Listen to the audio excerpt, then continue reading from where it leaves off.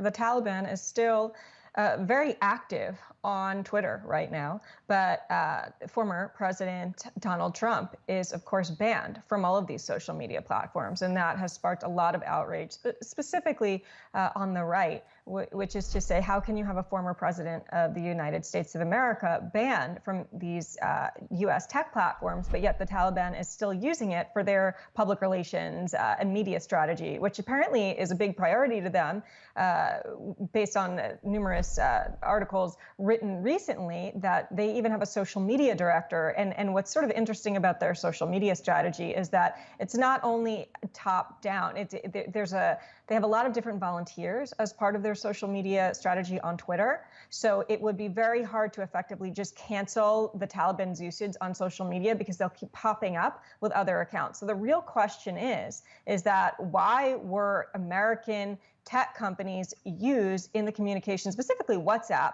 There's a really interesting article about that as well. WhatsApp was critical in rallying the forces in the base within Afghanistan. So why is it that these tech companies are actually helping in many ways the Taliban and are not being held accountable? As far as the controversy over that mother and her post being removed, these mistakes only typically seem to work in one direction. And that is usually that they ban someone on the right for saying something. And when that person has a large enough presence, whether this is on Facebook or Twitter or Clubhouse or any of these other social audio platforms, when they cause enough of a stink of it, then suddenly they say, I'm sorry, we've reversed our decision. How many times do we need to see these fake mistakes happen for someone to say there needs to be more political diversity in the people who are creating policy for these big tech platforms? All right, so specifically, how is it that the Taliban and others are deemed to be acting within these big tech companies' terms of service, but say Donald Trump or Shana Chappelle are not?